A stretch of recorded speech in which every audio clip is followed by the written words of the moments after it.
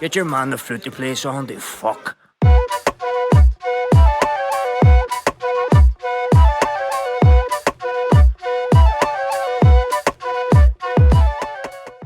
Dear Gwitch everyone, Kajima Otashi, and welcome back to episode number 120 of the Inline G Flute podcast with me, your host, motherfucking Inline G.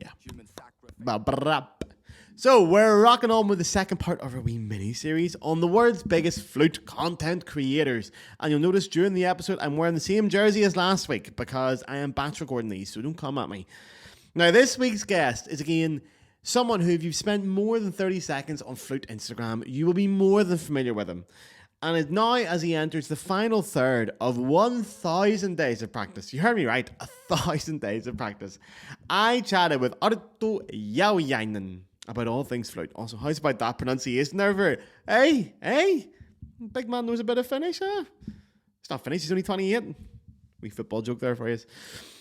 We also chatted about Arttu's recent move to Paris, studying at the CNSM de Paris, the French flute school, brand collabs, Paris flute parties, heavy metal music, and the perfect Irish coffee. It is a belter of an episode, so go and enjoy it. Now, before I let you loose on that interview, I've got a little bit of housekeeping to do, as I do on all guest episodes on the N9G podcast. So if you're new around here, give me your ears for a minute. If you already know what's coming, skip ahead. You can check the chapters to see where to go to. The Inline G podcast is free and will always be free. That is a guarantee. But if you wish to donate to the podcast, you can now do so through on the Patreon. On the screen now is the address for the audio listeners. It is patreon.com/the Inline G Flute podcast. It costs €5 a month, lads. And with that, you're keeping this podcast alive. This is the definition of a small independent podcast. I do everything around here on my own. From audio production, video production, graphic design, script writing, everything. Every part of this is done by yours truly. It is a labor of love and I adore it. It's the greatest creative project of my life. I adore this podcast. But it's a lot of fucking work, alright? Now, there were no sponsors in Inline G because sponsors would require me to change the content of what I'm doing. For example, I can't talk about political issues or probably won't be allowed to swear or say other things. So they are not getting involved. Instead, we are the world's biggest flute podcast and we're 100% listener funded. That is so rock and roll. So here's how it works. You sign up to Patreon. You won't get any extra episodes, I'm afraid, because I really believe the N9G podcast is for everybody, regardless of how much money they have. But if you've got €5 a month to spare, it's the price of a pint or a cup of coffee for 4 hours. Every week you get a podcast. Every Friday there is a podcast. And there has been for 120 weeks. If you do that, you're keeping the podcast alive. With that, I can make a living off my art. I can make an income off my art, which is the greatest dream of all artists these days. So if you can afford to do it, sign up over there. Please don't do it through the app. Use a browser. If you're on iPhone, don't use the app because Apple take a cut and we want to keep that out of their pockets and into mine. So sign up. You can unsubscribe straight away. So you can sign up for a month and then cancel it straight away. You'll get access to that month still, but then it won't be a monthly thing. It'll just be a one-off fee. A lot of people do that as well. If you just want to give me a one-off payment of $5 to say thank you. So if you can afford to sign up to the Patreon, it is massively appreciated. It is the only thing that keeps this podcast going. Without it, we'd be gone, okay? There'd be no more Inline G without the patrons. They are the OGs. So if you can afford, please do. It makes a huge difference. But if you can't afford it, times are hard. We're all musicians here, or a lot of us are. A $5 a month can be a lot of money. Don't worry about it. Someone who can afford to pay is paying so that you can listen for free. It is a system based on kindness and on soundness. Thank you. Also, I keep forgetting to say this. Please leave some reviews and comments. If you're on Spotify, give it a 5-star review. If you're not going to give it 5 stars, fuck off. Don't give in. But please give reviews. They mean a lot. Comment wherever you are and follow me on Instagram. I'm so bad at social media promotion. But now that I've interviewed these guys, like social media wizards, I need to do some promotion. So, Inline G Flute. You can find me in all the social media places. Subscribe wherever you are and leave comments and reviews. It means the world to me. Anyway, here is this week's Inline G Flute podcast with Finnish flute fanatic Arttu Jauhiainen. Okay, so the next thing I'm going to ask you about, you could probably tell this question was coming. I don't know if you did, but you're studying with Philippe Bernard. You're in Paris. Yes.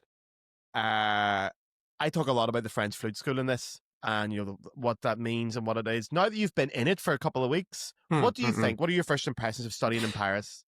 Well, I felt this actually really interesting because, for example, Philip has been teaching so long and with his like books and everything.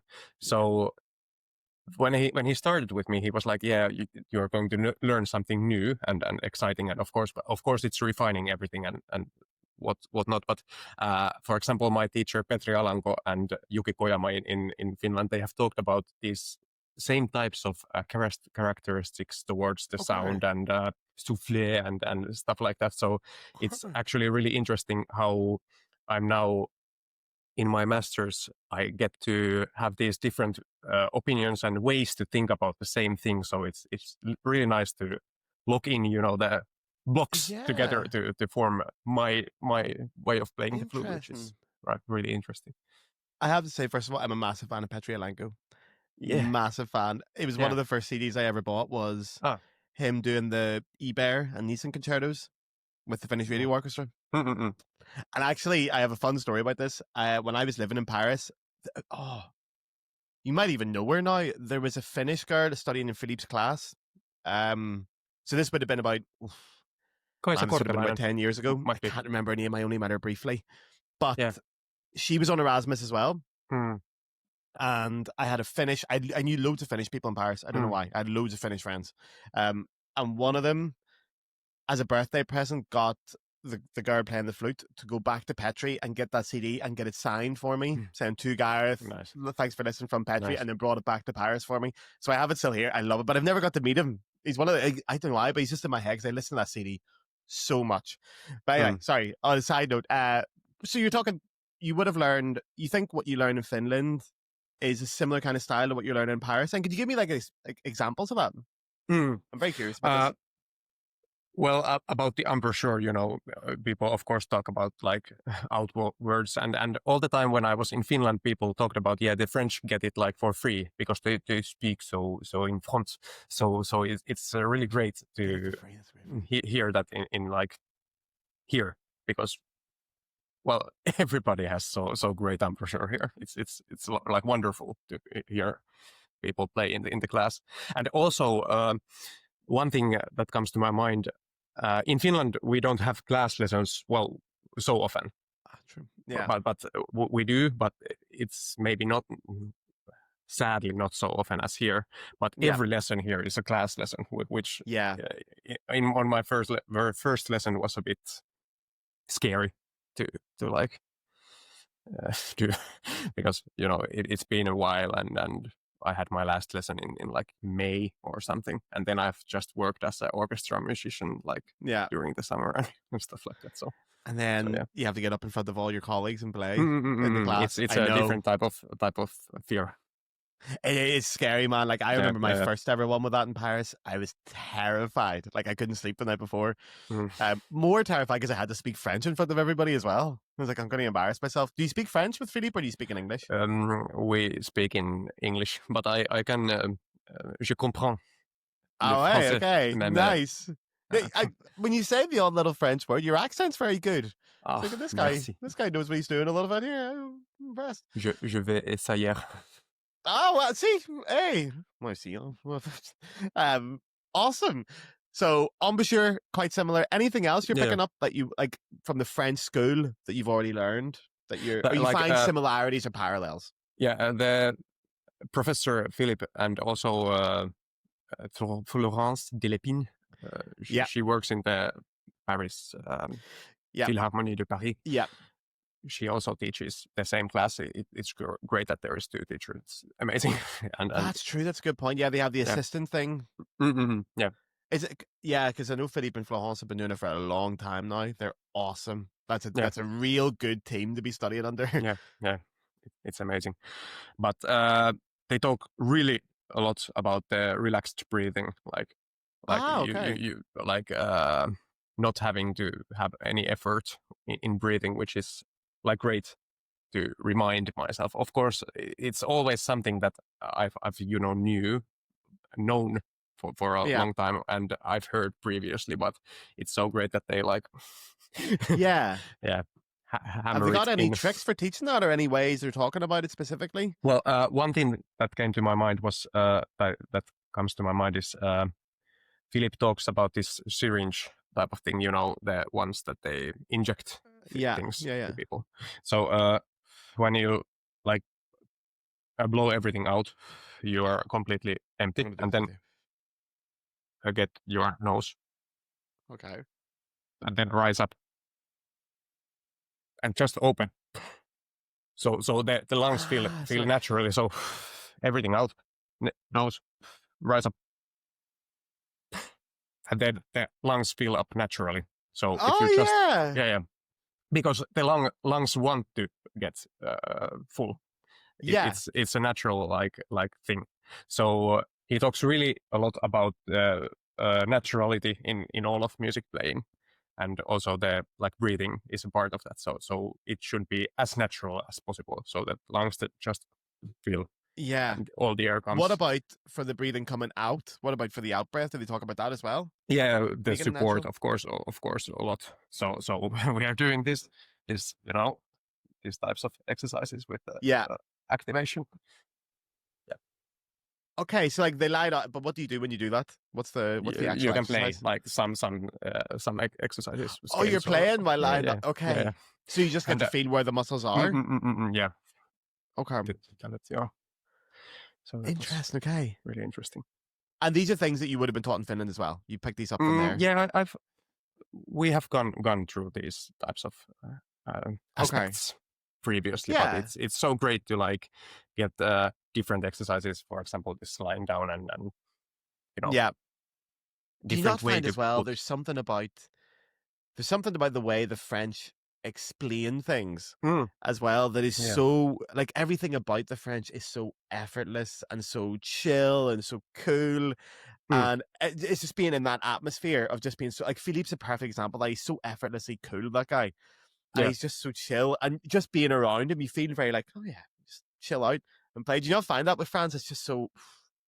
Yeah, indeed, and I think that's a great thing about many great musicians, that they are playing really seriously, but they don't take it too seriously, and they don't take themselves as seriously as probably. I don't know. Maybe in Finland it's always a bit we have the Sibelius, how do you call these? Wrinkle. Yeah. Oh, yeah. The Sibelius wrinkle, Is that what it's called? Yeah. In Finland, it's called Sibelius wrinkle, the one that comes. Okay. Because there are many pictures where he is like this thinking. And I think that is a lot present in many Finnish musicians, that they are a bit. Which I suppose then. Yeah. But there is there's a big link between Paris and Finland. So I'm wondering, is that why maybe as well they're quite opposite in a good way? They complement each other by being opposites? And I think for me it's really beneficial to have this light in everything, because when I get anxious quite easily. So then I start to think that am I good, or am I doing this or that well enough? So it's great to have this. It's just music. Just breathe naturally and play naturally, and everything will be perfect. That's it, man. I couldn't agree more. There is a lot of pressure that comes with the idea of going to study in Paris and being in Paris, being around incredible flute players. The standard of flute playing in Paris is stupidly good. There's a lot of pressure around it, but also at the same time, when you see the attitude of it, of how relaxed they are, it does make you relax. The big clicking moment for me, I don't know if you've had something similar, but when I went to a lesson once with Magali, and we were chatting after the lesson, and she was doing L'Après-Midi that week, the Debussy piece with the Radio France Orchestra. And I was saying, you're just out of curiosity, do you do anything to prepare for it? Do you do anything to get ready for it? Blah, blah, blah, blah, blah. And she's like, no. And I was like, nothing. She went, no. And I was like, do you are you going to be nervous for it? And she's like, no, I've played this 200 times. And I was like, you don't get nervous at all. And she said something. She was like, no, it's me. And I was like, yeah, it is you. Yeah, why would you get nervous about this? You're awesome. You rock. Why would you bother? You just and it's so nice to be around that, because they are really good, but they're just so chill all the time. But it makes you feel relaxed around it. You go, if they're chill, I'll be chill too. I'll just chill out, man. Play a few tunes, go for a glass of wine afterwards. Everything's great. Yeah. Life's great in Paris. Awesome. I'm glad you're enjoying it. So I want to talk a little bit about social media, evidently, because man, I would love to do an episode in French for you as well, but we'll not do. I don't think it makes sense for an Irish guy and a Finnish guy to do an episode in French. Everyone's like, why are these guys doing this? But I love French, man. I miss it so much. Sorry, this is a problem with getting somebody who's living in Paris. I've got too many things to talk about, but social media. So I checked this morning because I'm very thorough with my research, and you had 29.5 thousand followers on Instagram. Yeah. Now, before I talk about anything, I want to know, is it a target to get to 30,000, and have you planned a celebration if you do get that far? I have not planned anything yet. I'm No? now no, not yet. I'm just going with the flow with the Instagram. I have like I want to stress more about my studies and playing the flute and improving in that, but I want to have the social media as like something that represents me, like in my studies and everything. So I try to Okay. be as natural as possible there, but I haven't planned anything yet. So maybe I will, but Okay. Maybe it's time for a sometimes party, yeah. yeah, Party in Paris. would be really nice. Yeah, I'll tell everyone listening to this to follow you so you get an extra 500 followers, and then you invite me to the party in Paris and we're all winning. Great. Yeah. See? Sounds like a great plan. Okay, so your Instagram content is very honest and it's very open, and I can see that you're obviously moving a little bit more towards your studies in Paris, which is so interesting to watch as well. When you started Instagram out, so do you know how long you've been doing it? Do you remember what your first sort of content was when you sort of dived into all this? Well, I started with the name Harjoittelupäiväkirja, which is in Finnish like practice diary. So it was just for me, like to post. It was a private account for quite a long time. I just posted like practice videos of myself practicing because And I why wanted did you to do it? Was it just for yourself then? Just as motivation? yeah, because I wanted to have this like external pressure to just open the instrument and everything. I think I'm a bit like hectic personality, and ideas come and go, and it's a bit hard for me to start. So okay. For that sense, that to have the pressure to you have to do the one video today. So then I'll start and pick up my instrument, and yeah. So then it's and it was a private account. So was there any followers? Well, some friends maybe, but I don't really little. remember. Yeah. Wow. And then one day I was like, yeah, maybe I can post this out, and then I just made it public. But it wasn't like you weren't like there wasn't an intention of getting loads of followers, trying to get traction. It was just practice for you. Just for myself. I wanted to have the external pressure to practice. Okay. And was there a point where you started looking at the follower numbers and went, "Oh, this is becoming something a little bit bigger than just a practice diary"? Well, maybe not. But to me, it still feels like I try to be like just me practicing and posting content and interacting with like-minded people and having this. Okay. I don't know. I hope to have it as there was natural. no like. Was there not a moment where you sort of went, "Oh my god, that's a lot of people," and started getting nervous about it, or have you just been chill about it the whole time? Yeah, one of my polyrhythm counting sessions in Finnish went like quite viral. It had like I remember that one. Yeah, a few million views or something, and then or I'm not sure. Maybe not. It was a lot. I remember that video actually. Yeah, but many views, indeed. And then I was like, yeah, this is quite a lot of people saw this video, and I was like, yeah, it's cool. And yeah, did you get nervous? Yeah, a bit. And then of course some like great flutists started following my account, and then I was a bit more nervous. Who started following you? Well, I think Dennis Buryakov started following me then. That's a big one, yeah. Man, that's a big one, yeah. Trying to play the flute for the day's work, yeah. Okay, that's a big one. Anyone else? I want to check now. I want to see if there's. I want to see because a couple follow me, and I think one of the first big ones to follow me was Sylvia Carrot, who followed me one day, and I was like, "Oh my god, it's Sylvia Carrot who's on my Instagram," and I started to panic a lot. Although Bayou doesn't follow me yet, because I've still got the target to get them in there. Because me neither. And Emmanuel, if you're listening, I'm doing everything to get him on this podcast, man. I will by hook or by crook, I will get him on. Let me see who's you have to go camp outside. The Don't even joke. Don't even joke. I am this close to doing him. Day 7 of camping in front of. There's an idea. No, I think I'll get arrested if I do that. I can't get onto your Instagram. I'm on browser. But can you remember anyone else that follows you from like semi-famous flute players? No. Have you had any comments or messages from anyone well known? No, not really. But maybe Yubin also started. Yubin Oh, Kim really? maybe started. Okay.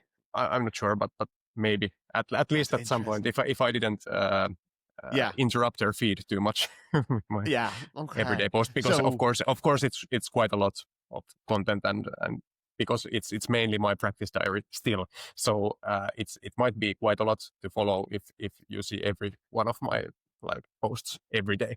So, true. yeah.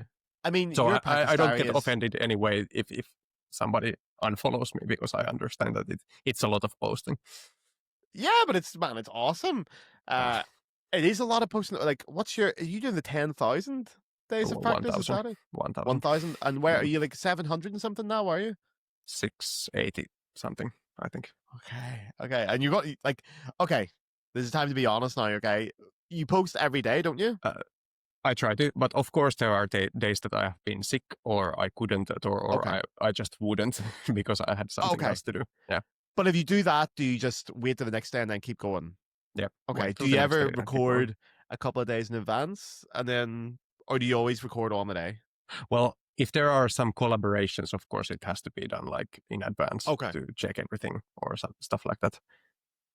But if it's just myself practicing, then I can quite confidently say that it's on that same day. Wow. Man, that's incredible. For 600 and something days, you've just been recording yourself practicing. Okay. And have you thought about what's going to happen when you get to number 1,000? I don't know. Then I maybe take a few days off and think of something else to do. Yeah, then you get a break, Yeah. you have a week off. Well, of course there are breaks, and I think I will have one soon. And of course my fiance was also here, and I had one day off because of that. One day off for your fiance, Mhm. man. Yeah, okay, fine. Yeah. You're allowed that. You're entitled to a day off sometimes as well, yeah. Yeah. Okay. Out of curiosity, now that you've arrived in the Paris Conservatoire, you're at CNSM, has anyone recognized you? Have any of the other flute class been like, oh, that's that guy from Instagram? Yeah. Actually, I'm going to this musicians' well-being and what's it called, like performing class, and one Okay. oboe player recognized me from my Strauss flute concerto video I made like a few weeks ago. Like Oh, but that was where based off the Strauss oboe concerto. I played a bit of the oboe concerto from the beginning, and named it flute concerto to offend the oboe players. And was this oboe player offended, or were they okay? Yeah, a bit. She had also shared it with his friend. Look what this Look at buffoon these is flute doing. players are doing, man. Yeah, Who do they think they are? yeah. Have just one person recognized you? Have you had any more? Well, one flutist also, like from my class, Okay. noticed that. Well, yeah, and of course I've talked the Instagram content with many like friends around the school. If we have Okay. discussed it, so they might have known it or didn't. I'm not sure. Okay. In general, have you ever been recognized for your content, like in Yeah, we unexpected were places? in Amsterdam during the summer with Emilia and this Sam's flute was there also, the Australian flute Yeah. player. Yeah, he was there with Bonna. I don't know her name, but she has the account Bonna Plays Bassoon. Okay. So I yeah, don't think I know that she one. studies in the Royal Academy of Music in London. But anyways, they were like strolling down the street, and he said, "Hey," and I was like, "Oh, nice to see you." That was the first time I was recognized ever, and it was Okay. in And that was the Amsterdam. first I time was like, ever? yeah. I was in Amsterdam then I was like, "What? Nice to see you." Yeah, And it because has not, has it happened since anymore? Getting recognized? well, also in Holland once, Oh, really? one Well, the other Dutch time. really Yeah, love you. Mm-mm. What I was it? know. What happened? We were in this North Sea Jazz Festival. So there was this one girl who is Yeah. studying in Denmark, I think. Okay. So yeah, And she was just like, there he is. yeah. There's the. Hey, nice to see you. And I was like, oh, nice to see you too.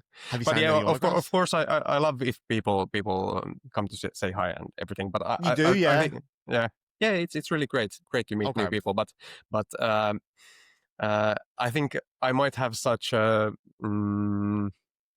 like neutral minus finish resting face, so that people just rather stay away of my way or Do something. you know, it's so funny that, because there's a lot of people who have interviewed about social media stuff, and they say in real life they're actually quite introvert. But obviously, the way you present on social media has to be extrovert. By nature, it has to be extrovert. And then people are quite surprised when they meet them in real life, and they're actually quite quiet, but they're quite chill, and they're like, "Oh, hi," and that's all they get. But yeah, a couple of people told me that. I can't remember who told me that last time. I'm the opposite, man. When I went to NFA, like the year before last in San Antonio, I could hear people talking about it. I heard someone saying, like, "Oh my God, there's that guy Gareth." And I was like, "Hello." I'm like, "Yeah, I'll sign all your autographs. You want a picture? Come on over." I love it, man. I live for it. I wish I was more famous. If I had 30,000 followers, I'd be kicked off Instagram, man. The fame would go straight to my head. I'd be like a king. I'd be running that place. I'd be tweeting Mark Zuckerberg, telling him I'm coming for you. I'd be running it. It's much better that I'm not that famous. Have you signed any autographs? No, No? I don't feel like I'm that famous, or I don't. Yeah. Do you have fans? Do you know if there's anyone who like really watches your stuff, or you got any like nice messages from people saying, Yeah, like, watch well, your stuff? yeah, I've had very lovely messages from people saying that, yeah, I've loved your content, or how do you do this, or how do you do that type of messages are quite common. So it's lovely to respond to those, of course. But yeah, I don't It's know, very nice because to get that. Like, I'm just me. I don't know if yeah. I know what you mean, but Yeah. it's still nice to get it. It's still nice to know that you're making some kind of an impact on people, because it is music, and I'm Hopefully. sure, I would imagine with your content, one of the big things people would say is, "You're just inspiring me to go and practice." Hopefully, Do you get that quite a lot? Do you get those kind of messages? Yeah, and comments. It's great to hear that from people. Of course, I strive for that, because like Instagram is filled with such like trash, like AI videos that I know.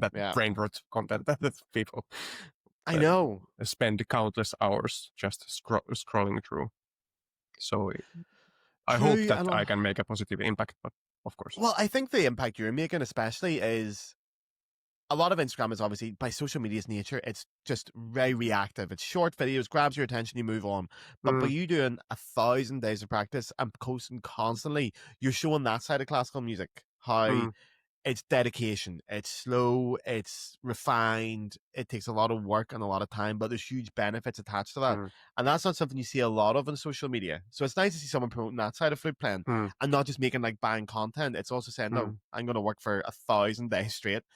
And this is how much time it takes to get better at stuff on the flute. It takes 1,000 days to make progress, but that's a good it's a good journey. I think it's amazing what you're doing. I'm a big fan of it. I'm very jealous of it as well. There's no way. I've considered doing the 100 days of practice, but even 100 days, I'm like, I don't know if I can film myself for 100 days straight. Like, I'll practice for 100 days. Don't get me wrong, but you will get the habit out of after like 7 days. I think so, because it doesn't have to be for you, much. when you go to practice, do you just rock up to the practice room? Do you have like a tripod or something you bring with you? You just go. Yeah, I have the tripod always in my backpack. So and you don't even think about it. Just put it up and. Yeah, of course. I don't film everything, so I film those parts of the practice that could be maybe fun to watch. Yeah, and of course, it's also the fact that it's really beneficial for myself to listen. Oh yeah, that articulation was now really bad. Actually, this morning I was practicing there, and I listened to this articulation and was like, yeah, this now great, and then I listened to it afterwards. And it's not it. So but that's why I don't want to do it. Yeah. Because I'm like, oh, it's not good. Yeah, but it makes you better if you that's do true. It. It's great always, because you have right. I know you're very right, Arttu. You're very right. I just don't want to do it. Yeah, of course, it's really brutal sometimes, and then I just go and lie down and think about my life choices. If you record something and you're not happy with it, like I don't mean not happy with the quality of the content. I mean not happy with your own playing. Do you still believe that you're going to post it anyway because that's part of the process, or will you re-record? I often re-record, of course, because I would like to have the best of that day in there. So it's the best that I was possible to make that day. But so then it's also transparent. But of course, sometimes I'm not like completely certain that it would be nice, but it's still okay to post it because it's, Yeah. it will eventually get somewhere. See, Like, this is what I'm amazed by with you guys that do the content creation online. I think it's so impressive because a lot of you guys are a little bit younger than I am. Do you mind me asking how old you are? I can cut this out if you want 25. me to. 25. Okay, so you're 7 years younger than me, but those 7 years especially, like your generation, but you grew up with the internet much more than I did. Because like we had the internet, but we had the early days of Facebook and the early social media stuff, so we didn't grow up as part of it. And I'm so like, if you speak to, I said this in the episode with Cincy, but if you speak to anyone over the age of 30 and you say to them, "Oh, just post a video of you practicing online," we will have panic attacks. The idea of that is so terrifying. But your generation are so chilled about it. You guys just post videos. You just record yourself and post it. And you don't even think about it. I'm amazed by that. And even when you're talking about it now, you don't seem like you get nervous about posts or you get anxious about posts, and that all seems very easy to you. Well, of course, I get anxious sometimes that now it wasn't good enough, and some people will listen to it and think of it that this guy doesn't know what he's doing and stuff like that. Of course, it's a natural thing, and I think it's in general a process of learning to just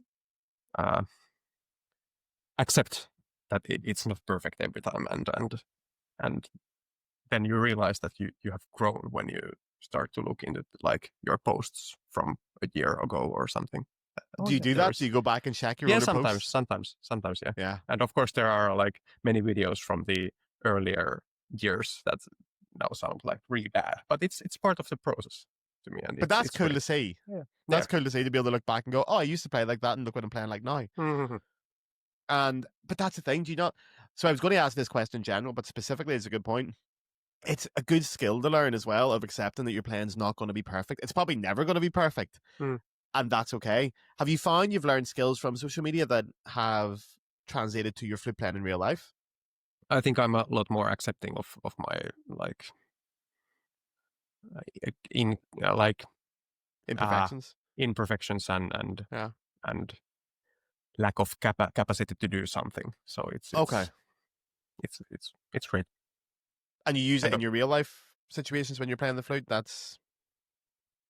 I would love to, and I think I do, but still playing live is really different than recording, because of course you can re-record anytime. It's a bit different. What other skills do you think you've picked up before we talk about live playing? What other skills what benefits has social media had on your career? Well, of course, it's a way to connect with people. So I've had like wonderful discussions with different flutists and gone to, well, funny story. I was about to go to Thomas, I can't remember his last name. Thomas Flute. Yeah, Thomas Tavets. Thomas is one of my best mates. Yeah. Go to Thomas. Go see Thomas. Yeah. I was about to go to his concert, but it was on this other side of Paris, like diagonally. Yeah, he's normally gigs down in the south. Yeah. So I was on the north side of the city, in the place named the same. So then there's two same venues. Yeah. Shit. The same street is on like exactly two different sides of Paris. So you arrived and there was no flute concert. Yeah, and then I just cycled to the other place and went to the after party, because Thomas said, come on and let's have a drink and everything. And I was like, So you met Thomas then? Yeah. Oh, great. Okay, yeah. Thomas is amazing, man. He's been in this podcast many times. So these types of like connections are really important to me. That's true. That's a big benefit from social media. And it's good to do that, to meet other flute players and find them in a natural way. And of course, teaching is really funny and fun to do. So I've done Zoom teaching quite a lot, which is really, you're really doing more of that now as well. I've seen you make a couple of reads about this. Are you doing more Zoom teaching now? Yeah, a few lessons a week, I would maybe say, or something like that, but not too much. Yeah, to be fair, I find the same benefit as well from doing the podcast. Although it's a little bit different, because when I do a podcast, I don't play on it very much. So I think a lot of people forget that I actually play the flute as well. But when I've done the odd little bit of playing on social media, then people will see my podcast and then I say, oh, by the way, I also teach. And then I get loads of messages going, oh, can I have a lesson then? Which is great because finding students is so difficult sometimes online because it's a really oversaturated market. Yeah. But by having a big following, it does just help. And people want to study with you because they feel like they know you a little bit and they can connect with you. And it's fun. It's fun to like give lessons to fans. I always have fans. I hate using that word because who's going to be a fan of this? But you know what I mean? Yeah. What's your audience is probably a better word. Yeah, audience is a better word. I love that. Yeah, that's a much better word. Yeah, fans is a bit strong. Also on the Paris. Sorry. Anything else you've learned from social media? Let's I need to stop going down these sidetracks. Anything else that's been a benefit to you? Not that I can think of, Not but yet. of course of course I've done like brand partnerships and stuff like that. Which ones have you done? The Craft Geek, the tripod maker. The music I'm stands? using the tripod right now and the music stand.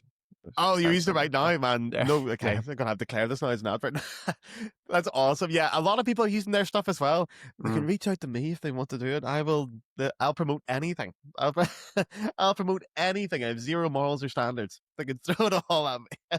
But they look cool. Like, to be fair, I actually because I've seen their stuff pop up with a lot of flute, not even flute players, I've seen other people with their stuff pop up. I thought it has influenced me. I've been like, I recommend students buy them as well because they look good. I haven't bought one yet myself. What other?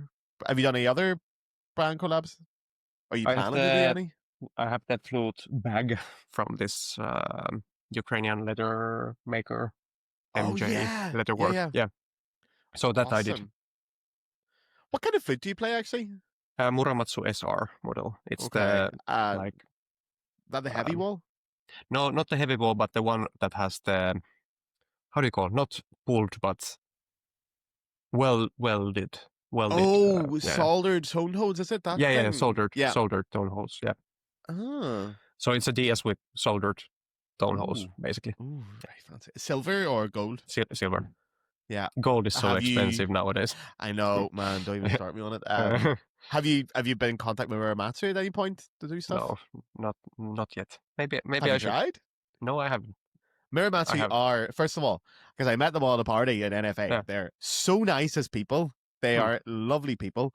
And they're really good at social media. They're really into promoting their social media stuff. They're really cool. They probably don't even know that you play a Mura, but if you told them, you would probably get to do something. They love getting involved with people. Okay. It's really cool. And they have these amazing parties as well. They have amazing parties. I met Mr. Muramatsu at parties. Great. I will refer to this podcast that Gareth exactly told me. Tell them Gareth sent you. Go straight to Mr. Muramatsu at the top. I met him at a party, man. I had so much fun with Mr. Muramatsu. I have a t-shirt somewhere with it. I met him at NFA when I was in San Antonio because they have these like secret parties at NFA. I don't know if you know this. So like brands have parties. There's like a Sankyo party and Muramatsu party, and they rent out like a suite in the hotel. I don't know if I should be talking about this because it is very secretive. Like you get an invite, but you get it on like a little bit of paper. And they hand it out to you specifically, so it's got a number on it. And they go, "Oh, you're good fun. Here, take that. That's tonight, 8:00." And you get like free cocktails, free champagne. Muramatsu make amazing cocktails. And I went up to the party. I didn't know anybody. I didn't even play Muramatsu. I just got invited. And there was a guy beside me, and I was chatting away. And he's like, "Oh, this is Mr. Muramatsu." He's like, "Oh, Mr. Muramatsu, nice to meet you. Very, very pleasant." And he's like, "What kind of Muramatsu do you play?" And I was like, "I actually play a Sankyo, Mr. Muramatsu. I'm sorry." And he's like, "Maybe we need to get you a Muramatsu." And I was like, Mr. Muramatsu, if you're going to pay for it, I would be delighted to play Muramatsu. Nice. You give me a gold one, I'll play it tomorrow for you, big man. And he's like, "Oh, well, we'll see." And he gave me a t-shirt, a really cool t-shirt, like it's like a football style jersey, Muramatsu in the back. He gave me that first of all. And then he gave me a big hug at the end of the party and he told me to come round to the booth tomorrow. And I went round and he let me try the only, it's not solid 24 karat gold, but it's as close as you can get to solid 24K. It's like 23 point something. Because if it's solid 24 karat gold, it would just bend. Gold's very malleable. Yeah. But it's the closest you can get. It's like the most expensive flute in the world, and they don't let people try it. And he's like, "Here, you can try it." I think, "Thank you, Mr. Muramatsu." Me and Mr. Muramatsu like that. We're good friends now. I'll put in a word for you. I'll mention to him. Thank you. Do you play Inline G or Offset G? They can invite me to the party next year also. Yes. Oh yeah, I'll invite you to the party. We'll go to the party. Are you planning to go to the NFA at any point? You must have been thinking about it. Would be fun. Flying to America is so expensive. Would be That's great to the issue. Yeah. Although from Paris it's not too bad. I don't know where it is. Do you know where it is next year? No. I think I've got a funny feeling it's New Orleans. But flying from Paris is easy. Not cheap flights from Paris. Sure. But have you looked at the prices, thought about going? I think you'd love it, man. It's so much fun. Would be really great. Yeah. Okay, maybe I'll see you there next year. We'll have a party. I didn't go this year, but I will go next year. Hopefully, we'll not talk about that. But inline or offset G, which do you play? Offset. Right. That's the end of the podcast. See you all next week, everybody. Let's see your flute. Have you always played Muramatsu? Have you played other ones before? Well, I started with this Trevor James when I was 7, and then Great I beginner had flutes, yeah. two Yamahas after that, and then I bought the DS for my first like higher level flute when I got to Sibelius Academy Youth Department. There is it. The beautiful flutes, yeah. Offset G. Did you always play offset? I think everyone in Finland plays offset G as well, don't they? Yeah, we all do. Yeah, so does Petri play offset G? Yeah. I thought I liked him. Never mind. he plays lovely... a wooden flute though, doesn't he? No. He used to play a wooden flute. I don't think he does anymore then, no? Yeah, what does he play I now? don't know. But he uses his Muramatsu, I think it's 18 karat gold flute when he teaches. Not a bad flute now. Oh, and you have one of the... Is that Lefrak? Yeah. Okay, good. Are you brand partnered with them, or is that just your own thing? Our orchestra bought these for us to try, and then I was like, yeah, sure, I will keep it here. Tell me about it. What do you think? Not a big difference, but it's small resonance difference, and maybe a tiny bit better to hear yourself while playing. Okay. So it's tiny betterment, but so why not then? Yeah. But you don't do any you don't work with them. You haven't been approached by them do you advertising for them or anything? No. You're the first person I've met who's played a Lefrak that doesn't work for Lefrak. Or Lefrak, I don't even know how you say it. I read it Lefrak because that's how you would say it in French. But might be. Isn't it Canadian? Yeah, I know in Canadian French. If you've ever heard Canadian French, Quebecois, it's not French. That's not French. But anyway, so you're the first person ever I have met in my life who plays one of them that isn't getting paid to play it. So I can trust your opinion on this. So if it makes a tiny bit of a difference, I'm going to believe you on it then. I'm trusting you here, Arttu. If you let me down, it's your fault. You're in big trouble. I have never received anything from the there company. There we are. See. Of course, it was free for me to get this because the orchestra paid for it. But so I'm not sure if I would pay for it myself, but since it was free, I'm glad to play on it and try it. And I have that rule generally in my life. Yeah, awesome. What else? There was something else I wanted to ask you about. Oh yeah, the Paris people, the Paris flute people. Have you started meeting everybody yet? Have you started talking to everybody? Have you met Sophia yet? No, not yet. Sophia lives in Paris now. Sophia Neugebauer, she's in Paris now. Yeah, nice. She is awesome. Sophia's been on this podcast twice. She is awesome. Yeah. Nice. Who else in Paris? Have you met Iris, principal flute with the opera? Also very nice. We'll have a party sometime. I'll come over. Yeah. We'll have a party. We'll meet everybody. Nice. You've met Tomaz. Have you met anyone else in the Paris sort of flute scene? No. I have been really boring. I've been at the school practice. Well, yeah, you have to practice actually. Yeah, all the rest of us, we're done with studying now. We don't have to practice anymore. Well, we'll introduce you to everybody. It'll be fun. But thank you so much. What else I want to ask? There was some other question I wanted to ask you before I do the fun questions. But so obviously you're studying now. You're going to do your master's. You're going to go to Lyon as well. Mm-hmm. I'm assuming your goal is to be what is your career goals? What are you planning to do with the flute after studying?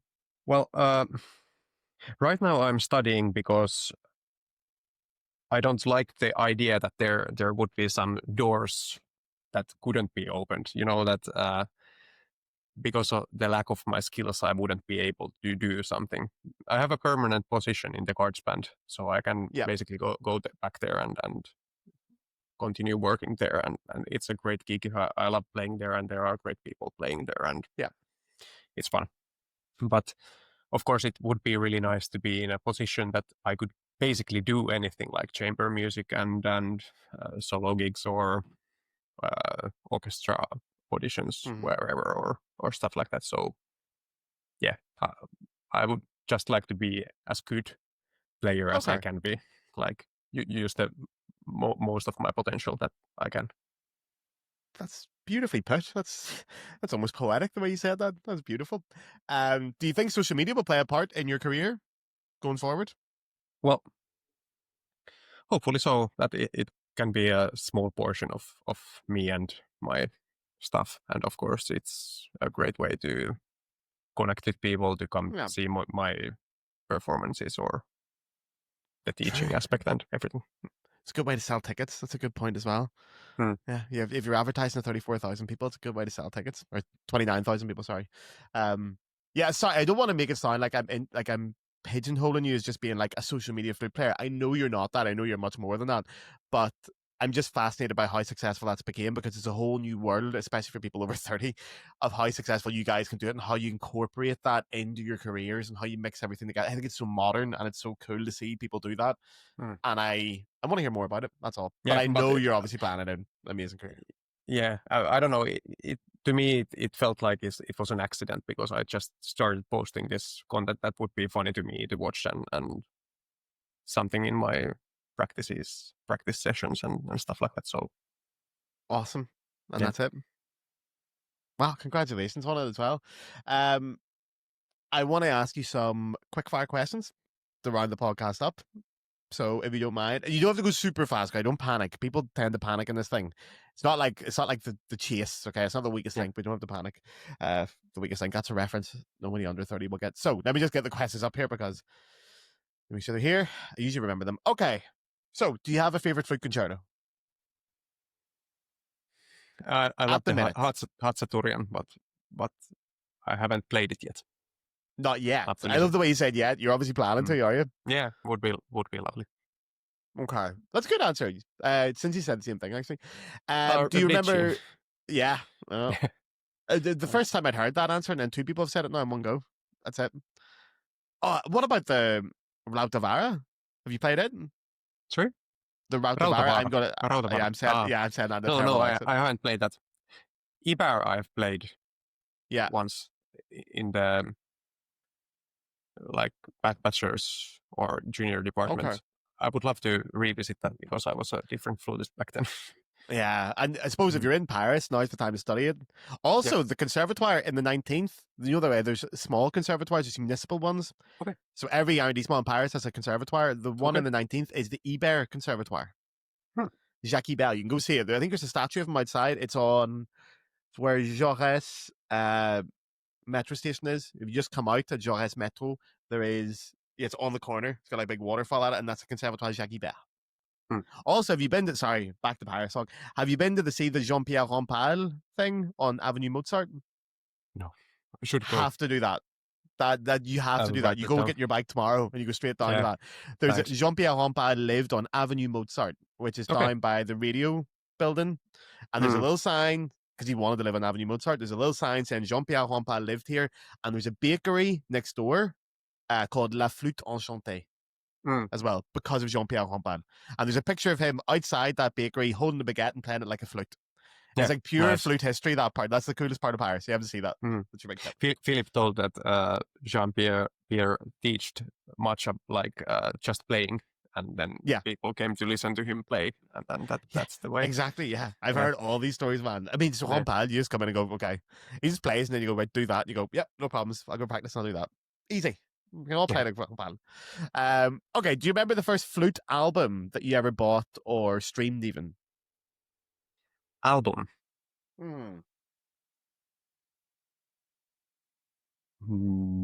Do you remember what it could have been? Like what we listened to early on, what flute players, what albums, or what CDs can you remember? I think my great-grandmother actually gave some Jean-Pierre Rampal album to me when I was like 10 or something. But oh wow, that is young. Can't remember which might have been Mozart, but I'm not sure. Okay.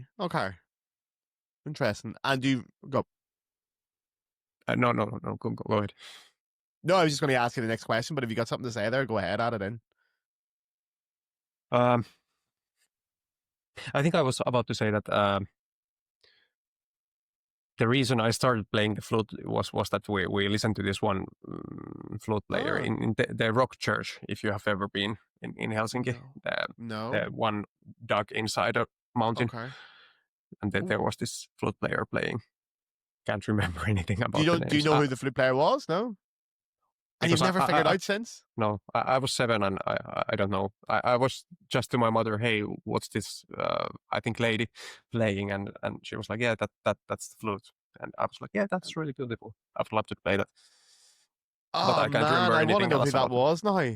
Mm, Because I'm sure whoever it is would be delighted to find out that they've inspired someone to go who end up studying at the Paris Conservatoire. would be Oh, really I have lovely. to find her. Or Yeah. him, whoever they are. Mm, Well, I put it out to the listeners if anyone knows anyone that played in the rock church in Finland in 2007. Well, that was quick maths, man. Well done. I was trying that so hard there. My brain was going, he's 25 and he's 7, so... Oh, you're born in the year 2000. Yeah. Yeah, that makes it a lot easier, yeah. Mm-hmm, Fair enough. Okay. Okay, do you remember the first album that you bought in general? So it could be any kind of music or what you were listening to at the very start. Anything. It could be anything. It doesn't have to be flute related. I haven't really, I think, ever bought albums myself. I've just I know, because you're from that everything. you streamed. Yeah. Do you remember what you were streaming early on? Like what kind of things you were streaming a lot of when you were younger? My father was really big on like metal music, so I listened to Amaranthe a lot. I Yeah. don't know them now, but... Yeah. Okay, I would not have thought you were a metal fan. Yeah. Well, Well, Finland's quite famous for metal as well. They Yeah. do a lot of black Yeah. metal, don't they? yeah, but Do you still listen to that is I think Swedish band Amaranthe. Okay. Yeah. Do you still listen to metal music now? Yeah. When I go to Really? the gym. Yeah. And techno and house. Seriously? Yeah. Man, I'm so Quite a surprised lot. they did not put you down as that kind of person at all. Oh, that's so cool. Okay. There you are. Okay, what song would you sing if you did karaoke? Have you ever done karaoke? You don't strike me as a karaoke man. Yeah. What did I do last time? When Oh, I you've went? done it? Yeah. I think it was some Finnish pop or something. Finnish pop? I don't know any Yeah. Finnish pop bands. Mm-mm. Who's the most famous Finnish pop band? Let me Right Google now, I'm not sure. Ever? Famous Like ever. Finnish. I don't know if I know any. Obviously, Sweden sort of beats us to that one now. Let me see. Famous Finnish pop musicians. The Rasmus are from Finland? Yeah. And JVG, it's a Finnish pop music. Hang on. Sunrise Avenue. Yeah. Sunrise Avenue are Finnish. What the? Yeah. No. Yeah, you look embarrassed on that one. You should be. No, Sunrise Avenue rock. Yeah, I don't recognize anyone else. Children of Bodom. Hmm. They're a metal band, aren't they? No, I don't know anyone else there. Yeah. Sorry. I'm really bad at names, honestly. Like Yeah, super there's not bad. many names I just know melodies and they come. And when I go to karaoke, I just look at the list and I can. But sing you do that song. karaoke regularly? Sometimes it's Really? quite seldom, but sometimes, yeah. Okay, When so I'm- if I took you to do karaoke tomorrow in Paris, what would you sing? I would have to look at the list and see the piece Okay. that I know because I can't remember names so well. I just look at the list and then here's the I'm piece trying to that I think know. what I would give you. If I saw you, I would point you in. I want to say Piano Man. Do you know Piano Man? No. You Sorry. will know it. It's Can't very remember popular in now. America. Well, you can learn it, and then we'll go do karaoke together. I'll bring you to Piano Man. Okay, if you could switch instruments but be as good as you are on the flute, what instrument would you switch to? Maybe bassoon. Bassoon? Bassoon, yeah. Or a cello. No, let's stick with bassoon there for a sec. Everyone says cello. That's boring. Okay. Bassoon. Tell me, what do you like about the bassoon? I love the bassoon, by the way. I absolutely adore the bassoon. I love the sound, and of course, like then you could play contrabassoon also, like how Which is awesome. Yeah.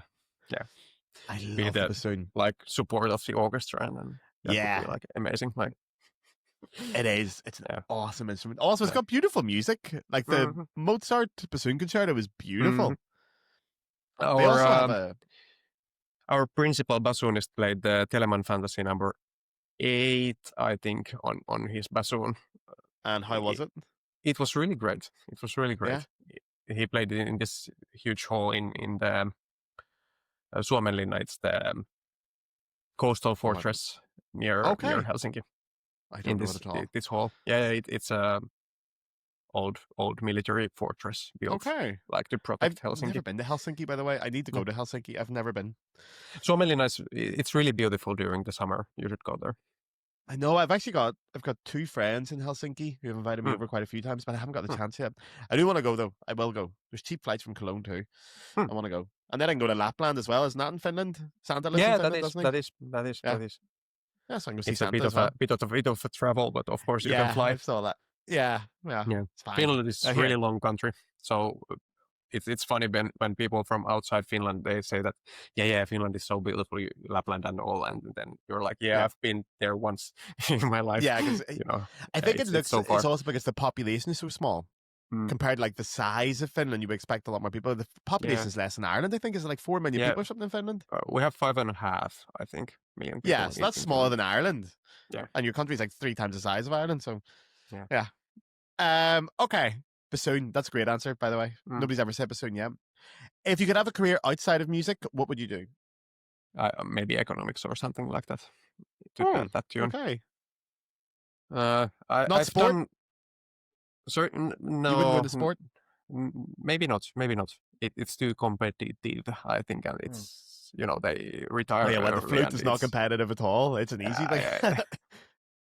Of course, but sports is maybe even worse because probably is, you have to like perform with your whole body all the time, like, and it's really taxing on you like physically. True.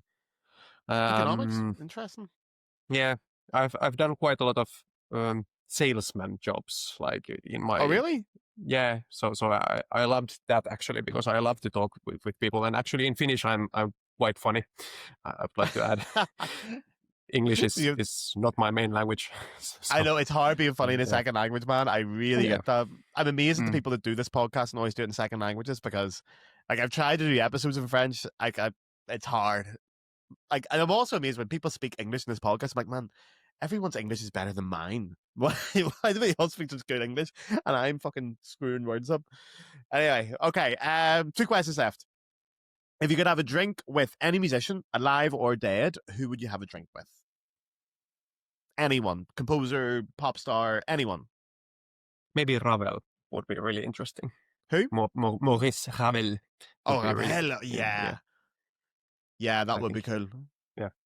Although he'd be an intense person to have a drink with, I think. Yeah, might be, but then he could maybe talk a lot about his compositions, and I would just listen to his train of thought. Are you a big Ravel fan then? Well, what's this piece for the harp and winds? The Ravel. Are we going to edit this out? There is a winded plus harp type of thing. Wind quintet plus harp? I actually don't know. I don't know. I played it once, but I can't remember the name of the piece, but it's really beautiful. Okay. You're in the right city for Ravel as well. I would check. Yeah. There's a lot of Ravel concerts going on in Paris as well. It's worth going to check out. Introduction Allegro. The introduction Allegro, of course. Yeah, it's like super beautiful, and I played it 2 times in Sibelius Academy, and it was really, really lovely. It's beautiful. It is a beautiful piece. Okay, Ravel is your drink, and then the very last question: do you have a favorite drink, and it can be alcoholic or non-alcoholic? I have to say Irish coffee actually, because I love coffee and I love liquor. So best answer I've ever heard. Best answer. That's it. Arttu, you win. That's the best answer we've had in the podcast. Everyone else is doomed. I love Irish coffee. I adore it. Do you know Irish coffee isn't Irish? It's American. The Americans invented it and give it back to us, but we drink it. I have a great, I'm going to tell this quickly because I need to get out of here, but I have a great Irish coffee story in Paris. There's have you been to Shakespeare and Company? Do you know the bookshop? It's right beside Notre Dame. If you're into literature, it's famous, but it's a small bookshop just beside Notre Dame. It's an English bookshop, and it's where like James Joyce and Hemingway and all had their books published. Yeah. And right beside that, there's an awful cafe. And I went in there with a couple of friends once just because we read they were visiting Paris, and we went in, and it was middle of December, and we saw Irish coffee in the menu. I was like, oh great, we'll order a cup of Irish coffee. Happy days, I'll keep us warm. And they brought the Irish coffee down in like a test tube, kind of like a long glass, and it was just it was a shot of espresso and about that much whiskey, and that was it. No cream, no nothing, no sugar, no nothing, just like shot of espresso and just poured a load of whiskey on the top. And I was like, guys. So I obviously drank it a bit, and I was like, that's not how you make an Irish coffee, by the way. I'm sorry, like, I'm Irish, and that's not really how you make an Irish coffee. Like, oh, what do you meant to do? Go. I have to also say a bit of a funny story about Irish coffee. We were at this like regular place for the flute class here called Jeanette, and I had the best Irish coffee I've ever had, but that was because I bought decaf coffee to my house out of accident, and then I was really caffeine deprived, and then when I got there like late in the evening, the Irish coffee at 6, and I was why am I suddenly feeling so great? All the sugar and the caffeine started hitting me. Yeah, it's amazing. Man, that's why though, because it's caffeine and sugar and alcohol all going to your brain at once. It's class. It's great. It's like a grown up version of vodka Red Bull. That's right. Irish coffee is just great. Yeah, but when I got this one, they screwed it up. And then I was like, here, you have to put a bit of cream on the top. You have to mix it, blah, blah. They brought out another one. They're like, is that a little bit better? They're like, we're not going to charge you for this, by the way. We want to know how to make it. And I was like, don't worry, just bring it out. I had a wee sip of it. And I was like, yeah, but you have to put the cream over the top of the back of a spoon so it doesn't mix in. Since the top, I'm like, we'll get another one. I got 4 free Irish coffees just by them making it. I was sitting there like, by the 4th one, I was like, oh, it's great. That's really on it. I did it by myself. It's great. Yeah. So go there if you want. They've got good at Irish coffees now. That's the best Irish coffee in Paris now after all these years. Awesome. Well, that's my questions done, man. We've talked for an hour. That has flown past. Strange thing to do with social media, people, because obviously people do know who you are. Any flute players will know who you are. But just in case they don't, where can everybody find you? What do they check out? You can plug whatever you want. Go check my practices and the content at Arttu Flute Instagram channel. There I am. Yeah. Beautiful. Anything else you want to plug or anything you want to tell people about? Or is that it? That's it. Awesome. Well, then everyone will go and do that. And thank you very much for coming on the podcast, man. It was great. Hopefully, I will get to meet you someday in person, probably in Paris. Yeah, let's be honest. Would be great. I'm trying to get. Let's meet up. I was actually looking at trains this morning. I was very close to going this weekend, but maybe behave myself a little bit. But I will be over at some point in the next few weeks or months. So we can go for an Irish coffee together. Yeah, would be great when you do. Awesome, man. Thank you very much, then. And thank you very much to everybody for listening. And I will catch you all next week. Ciao. Get your man the flute to play song, the fuck.